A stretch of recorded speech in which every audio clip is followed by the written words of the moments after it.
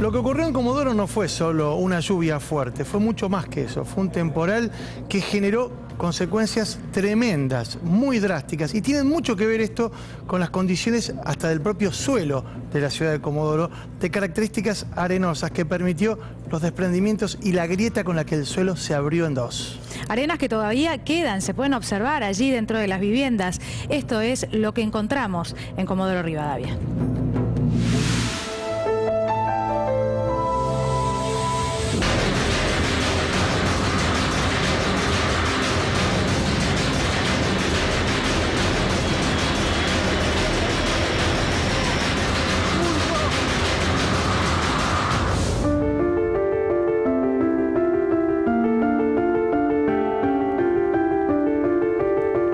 Las zonas más afectadas por el temporal aquí en Comodoro es el barrio Pueyrredón. Hasta aquí llegamos para escuchar el testimonio de los vecinos y ver y mostrarles cómo quedaron sus casas. Hola, ¿cómo estás? ¿Qué tal? ¿Cuál es tu nombre? Carolina. Carolina. Álvarez. ¿Vos vivís acá, en esta esquina? Sí. En el barrio Pueyrredón. Contame qué pasó ese día. Ese día nos tapó el agua y el barro. El día 30 nos tapó el agua, 1,5 metros. Y después a los 7 días nos tapó el barro. Ahí ustedes tienen, sí, las huellas que dejó. Tapó todo el cerco, sí, tapó todos los costados de casa, rompió vidrios. ¿Cómo te llamas? Eugenia. ¿Y vos vivís acá hace cuánto? Hace más o menos 10 años ya. ¿Cómo se llama este barrio? La Prida. El barrio La Prida. ¿Estabas en la noche del 29 de marzo acá? Sí, estaba acá. Estaba acá, empezó a llover temprano. Sí. Cerca de las 6 de la tarde estaba pronosticado una lluvia. Ajá. Nos habían pronosticado que iba a haber grandes lluvias, pero no de la magnitud del temporal que hubo.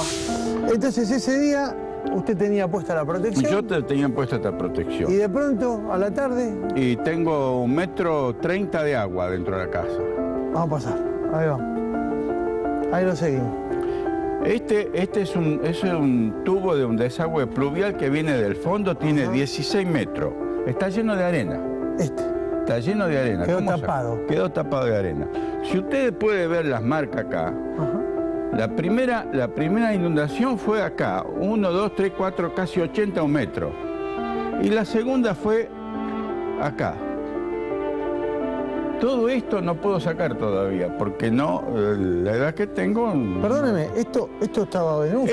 Esto estaba venoso, estaba casi nuevo. Esto todavía no lo puedo sacar. Este barro todavía está húmedo. O sea, ah, pero mire esto. He Acá perdido todas las plantas. Le quedó todo el barro. Claro, porque no puede salir, se tapó el... ¿Por dónde sale caño. todo? Porque esto es arena.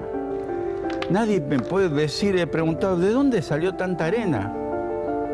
¿Por qué la arena? Vemos cómo las calles fueron sepultadas por... ¿Esto qué fue? Barro, como si fuera Esto un fue barro. barro total, mira, ahí se ve la máquina todavía trabajando. Ajá. Por ahí bajaba, se empezó a abrir toda la grieta que vos ves ahí, Sí. hasta que agarró toda esta calle y la abrió de par a par. Esta calle quedó abierta de par en Esta par. calle quedó abierta de par a par. Y por acá bajaba. Por acá bajaba Todo el todo con una fuerza terrible. A mí me arrancó, por si ves, el nicho de gas, la esto te lo palma voló. esa la tiró, la vereda la tiró, todo se llevó. ¿Y a usted cómo lo sacaron? Y a mí yo me quedé un rato más para ver si el agua bajaba. Bueno, después prometieron que iban a venir por cualquier cosa y cuando salgo yo había un bote a una cuadra de acá que era gente salvavidas de Comodoro, de la playa de Comodoro. Bueno, me sacan ellos, a ¿Era mí... un bote? Un bote con motor. Pero lo andaban empujando porque tanta basura, me imagino que tanta basura que había en el agua no podían funcionar el motor. Y a mí me sacaron con una zapatilla, una malla y una camiseta. No tenía más, sino el agua no nos dio tiempo a nada. Esto, mi señora es pintora, perdió todos los cuadros. Estos son los atriles, perdió todos los cuadros que tenía. ¿Y acá están viviendo? Acá está viviendo mi hijo. Yo estoy alquilando una vivienda que de 80 metros cuadrados. A vivir en una casa de más de 200 metros cuadrados y vivir en una de 80, yo tengo 2 baños acá. Estos son los restos de tu casa. Estos son los restos. La heladera no sirve más, la cocina no sirve más. Lavarropa no sirve más. Fíjese las paredes cómo quedaron. Fíjese allá. Todo esto tengo que picar y hacer un revoque nuevo.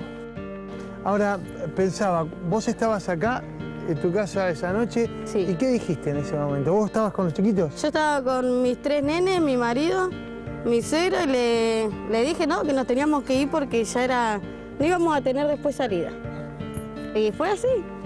¿Se autoevacuaron ustedes mismos? Nos autoevacuamos nosotros mismos. Y Yo al tuve rato que- pasó todo eso. Sí, no, esto estaba pasando ya. En ese momento estaba pasando ya todo eso porque cada minuto que esperaba era más grande la grieta y más grande era todo el agua que corría. Se llevaban los ladrillos, pero como si fuera papelito los llevaba. Y ahí te dabas cuenta que era terrible la fuerza que tenía el agua. Y no paraba de llover. No paraba de llover y no paró.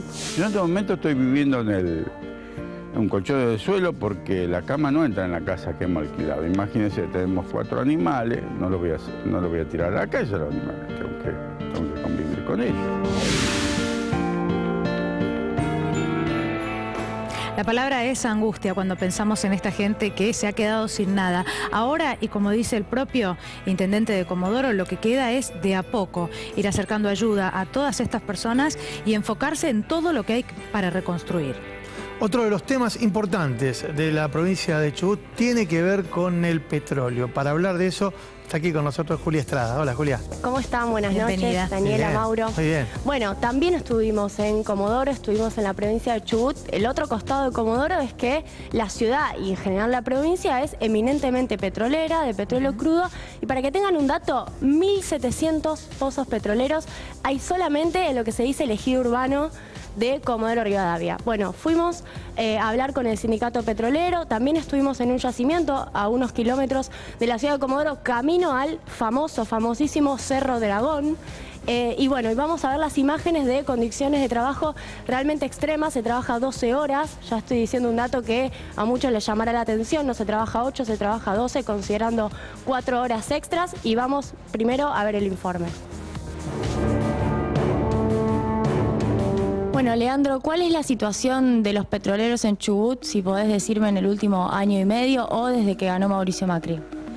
Preocupante, la verdad que es preocupante, como todos sabemos en el país vienen cayendo día a día puestos de trabajo a nivel general, pero particularmente en esta región patagónica que básicamente se sostiene sobre la industria petrolera. Tenemos una importante caída de trabajadores, gente que está en condición de stand-by, gente que está amenazada permanentemente con despido por falta de inversiones de las operadoras principales. Es una jornada bastante intensa porque el trabajo no es un trabajo liviano, es un trabajo pesado que requiere mucha concentración, un trabajo de alto riesgo, donde requiere mucha concentración y mucho conocimiento sobre todas las cosas. Obviamente la seguridad es un eje fundamental en nuestro trabajo. Como te estarás viendo, el viento y las condiciones... ¿Un día como hoy se trabaja? Sí, se trabaja los equipos... Igual hasta 50 kilómetros por hora, ¿no? Sí, en equipos de terminación y pooling, 50 kilómetros por hora. Y después los perforadores prácticamente no paran y trabajan las 24 horas, los 365 días del año siempre están en funcionamiento. Leandro, se construyó una idea de que los petroleros ganan mucho. Si tuvieras que decirme cuánto gana un trabajador petrolero en promedio en la actividad con 5 o 6 años de antigüedad, ¿cuál es su salario mensual? El salario básico, siempre hablando del nivel de actividad sobre las horas que trabaja. Una persona que trabaja 8 horas de lunes a viernes, como en cualquier lugar del país, trabaja y gana en relación a lo que trabaja aproximadamente entre 30 y 35 mil pesos, es lo que hace durante 8 horas lunes a viernes. Ahora, cuando se habla mucho de salarios altos del trabajador petrolero, se hace referencia a la cantidad de horas que trabaja, es horas hombre, se trabaja a distancias extremas. De acá a un yacimiento puedes estar 1 hora y media, 2 horas. A ver, es una zona cara, lógicamente, porque es desfavorable, como así se la denomina, y tiene aproximadamente un costo de vida aproximado entre 35.000 y 38.000 pesos por familia para no caer por debajo del índice de nivel de pobreza. Con las características de este trabajo de 12 horas, de un viaje de ida, un viaje de vuelta a tu casa, ¿cuánto gana un trabajador petrolero? Trabajador petrolero con estas características, trabajando 4 horas extras, aparte de las 8 normales por jornada laboral, está por encima de los 40.000 pesos. Pero bueno, es como te decía recién, la cantidad de horas que uno está afectado a un servicio no es algo normal y habitual en cualquier industria. Al no estar los incentivos para las distintas operadoras para sostener la actividad petrolera, hace que haya nuevos despidos en la actividad, a lo cual muy burdamente la respuesta por parte del Ministerio ha sido que hoy conviene ingresar directamente el producto terminado a la Argentina y no producirlo como se está haciendo, lejos de importarle cada uno de los puestos de trabajo. Se suele decir que el aumento de los combustibles en Ciudad de Buenos Aires o en lo que tiene que ver con el centro del país se hace para sostener los puestos de los trabajadores petroleros del sur. ¿Es cierto? No, lamentablemente no. Quisiéramos que sea así, pero entre el 40 y el 45% de lo que paga una persona en Capital Federal su nafta es para impuestos, y esos impuestos se los lleva el gobierno. Yo quisiera saber si en diciembre, cuando el gobierno dice que va a sacar los incentivos, si va a bajar la nafta. Probablemente no lo haga, sin embargo, le dicen a toda la gente que se está pagando ese valor de combustible para sostener nuestra actividad, y sin embargo siguen subiendo los combustibles y se sigue despidiendo trabajadores. Despido, yo te voy a poner un ejemplo claro. Viene la empresa, te dice: bueno, Manuel, te vamos a ofrecer tanta plata para que te vayas. Si no te vas, ahora, si no agarras esta oferta, te sostendremos, te vamos a poder sostener 1 o 2 meses más y después te vamos a despedir y te vas a ir sin nada. Entonces el trabajador se siente acorralado y no sabe qué hacer, y por ahí agarra la plata como para no quedarse sin nada y queda fuera del circuito.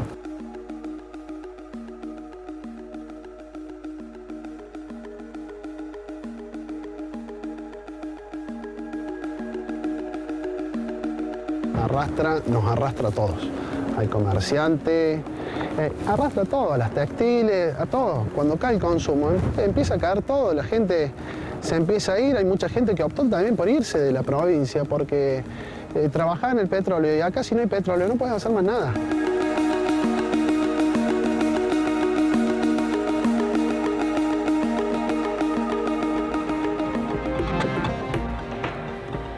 Bien, veíamos la situación de los trabajadores petroleros, particularmente recién hablábamos en la última parte con Juan Manuel Ezeba.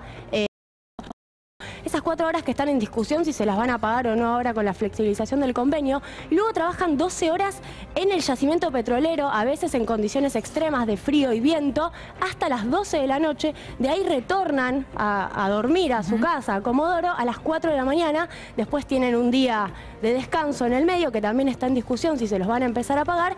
Y así es la vida durísima de un trabajador petrolero. Bien, Julia, tenemos unas placas con más información, pero le damos la bienvenida a Nicolás Gandini, que ya está aquí con nosotros justamente para contarnos algo más, ¿no? De cómo es este mundo, este universo petrolero. Hola, Nico. Bienvenido. Exactamente. Daniela, Mauro, perdón la voz primero, ¿eh? Gracias por la invitación. Pero sí, a ver, pensemos, Chubut, la provincia mayor productora de crudo del país, produce un 30% del crudo, es decir, las naftas y gasoil que consumimos en Argentina vienen de Chubut en su mayor parte. Y la pregunta que nos hacemos es, ¿cómo una provincia que tiene tanta riqueza, que hace 110 años produce petróleo, al margen de la situación esta temporal tremendo que acaba de pasar, tiene condiciones edilicias de infraestructura tan precarias? O sea, ¿por qué el negocio petrolero, que a nivel mundial es sinónimo de riqueza, de desarrollo, de progreso, en la provincia no ha podido subsanar estas cuestiones, digamos? Armamos unas plaquitas muy concretas para contar un poco lo que es el negocio petrolero. Ahí va. A ver, el negocio petrolero en Chubut. ¿Cuánta plata mueve, digamos? Es una pregunta que nos fuimos a hacer. 2.900 millones de pesos, de dólares por año. Lo hacemos en pesos, son cerca de 45.000 millones de pesos. Son números que parecen así muy grandes, muy difíciles de cuantificar. Lo comparamos concretamente con el presupuesto de Chubut. Es el doble del presupuesto provincial de la provincia que mueve el negocio petrolero por año. Uno dice, che, pará, con esta plata te tiene que alcanzar para hacer obras, para hacer infraestructura, para hacer un proyecto, una planificación a largo plazo. ¿A dónde va esa plata? O sea, decimos una cuentita rápida para que le interese un poquito más. Son 25.000 metros cúbicos día de petróleo que produce Chubut a un precio de $50 por barril. En realidad está un poquitito menos, lo inflamos para que sea un poquito redondo. Da 3.000 millones de dólares por año. En la siguiente placa nos vamos a meter un poco en lo engorroso, en lo difícil de esto. ¿A dónde va a parar esa plata? O sea, hay un primer ítem muy sencillo que es directa la transferencia, que es regalías provinciales. Regalías provinciales se cobran directamente sobre la facturación petrolera, es decir, se venden $100 de petróleo, la provincia recauda entre un 15 y un 18% en función del acuerdo que tiene con cada empresa. Es decir, por este ítem se van 430 millones de dólares por año, que son súper importantes para la provincia. ¿Por qué son importantes? Porque equivale concretamente al 25% del presupuesto en salarios que tiene la provincia de Chubut. Yo te decía, 25.000 millones de pesos es el presupuesto, 20.000 son salarios de agentes trabajadores que trabajan bajo la órbita del Estado. Sí. Es muy importante. En la tercera placa nos vamos a meter un poco más e indagar y ir un poquito más profundo sobre esto. Y acá es un poquito lo difícil, digamos. A ver, decíamos, recapitulemos. 3.000 millones de dólares mueve el negocio petrolero. ¿A dónde va esa enormidad de dinero? Porque también un dato muy importante es que los empresarios, Mauro, más ricos de la Argentina, la familia Bulgeroni, que es la empresa nacida en Argentina más rico, y también Techin, el holding de Pablo Orga, están presentes hace 40 años en la provincia. Claro. Entonces, muchas veces la gente te lo dice, che, pará, en el imaginario popular está instalada la idea. Che, los empresarios son muy ricos y sin embargo la ciudad, en términos de infraestructura, no da abasto a recepcionar un poco a las poblaciones que están viniendo. Lo decía el intendente recién, 10.000... ¿Cómo creció, no, la ciudad? Por eso, o sea, 10.000 personas en los últimos 2-3 años, digamos. ¿En salarios cuánto se va? Salarios, 15% de transferencia directa, es decir, de estos 3.000 millones de dólares es salario. Es salario tanto de un trabajador contratado por una empresa como Pan American Energy, como Tecpetrol, como YPF, pero también por empresas de servicios que son las que contratan a la mayor parte del personal. Déjame decir algo, Nico. Sí. Esto está fuertemente discutido porque la verdad es que uno de los grandes argumentos que tienen las empresas petroleras, ¿no?, es que hay un enorme costo laboral y que ese costo laboral significa que necesiten un mayor precio del barril o del gas en boca de pozo. Fundamentalmente en Chubut hablamos del crudo, y entonces en realidad lo que vemos es solo el 15 o el 20% el peso de los salarios petroleros. Y lo digo también porque cuando mencioné la modificación del convenio petrolero, estamos hablando de una pérdida de derechos fenomenal que Chubut firmó, precisamente Ávila, el sindicato petrolero lo firmó, pero a la espera, la verdad, de que lleguen inversiones que vos, Nico, sabés que están complicadas este año. Es muy complejo porque el precio internacional está en $50. Repasemos muy rápido estos tres ítems que son importantes. El 10% son empresas de servicios locales, es decir, de empresarios que están radicados en la provincia de Chubut, y también metimos a los del norte de Santa Cruz porque la cuenca del Golfo de San Jorge nuclea tanto al sur de Chubut como al norte de Santa Cruz. Ese 10% es el que hay que trabajar, hay que planificar para llevarlo. Si vos llevas ese 10 a un 15, un 20%, parece poco en términos relativos, pero te cambia muchísimo el territorio, cómo se distribuye la renta, que es la discusión. ¿Y la otra mitad? Y la otra mitad es lo más complejo, que son insumos, tanto lo que es un tubo sin costura, por ejemplo, te lo produce Techin en Siderca, acá en la provincia de Buenos Aires y Rosario, servicios internacionales de empresas muy grandes como Schlumberger, como Halliburton, y también como rentabilidad empresaria. ¿Qué es la rentabilidad empresaria? Justamente la rentabilidad que se lleva el productor de petróleo, lo decíamos antes, YPF, Pan American Energy, Tecpetrol. Ahí es la discusión también, a ver cuánto margen hay para que la provincia capture parte de esa renta y la distribuya también. Es realmente muy difícil. ¿Por qué también es difícil? Porque hay 5 empresas productoras de petróleo que en Chubut producen todo el petróleo de la provincia. Sí. La pregunta que uno se hace es, che, ¿hay espacio para 5 nomás o hay espacio para más? Seguramente cuando uno va a Estados Unidos, a Canadá, grandes distritos que tienen campos maduros de petróleo, campos maduros de petróleo son que llevan décadas, decíamos recién 110 años en explotación, vos tenés 1000 operadores. Ahora imagínate cómo se dinamiza la economía cuando en lugar de tener 5 empresas que te concentran toda la producción, tenés 1000. Tenés una grande, tenés una mediana, tenés una chica, que por ahí es rentable y es más eficiente produciendo un campo chiquito. Ese es el verdadero desafío que tiene la provincia y la discusión. Por eso nos parecía interesante presentarlo de esta manera. Y déjame acotar, 20.000 pozos tiene Chubut. Lo que él dice no es menor, 20.000 pozos. Gracias, Julia, gracias también, Nicolás. Tenemos mucho más de nuestra recorrida en la provincia de Chubut y, por supuesto, luego de la pausa estaremos compartiendo la segunda parte con el gobernador, Mario Das Neves.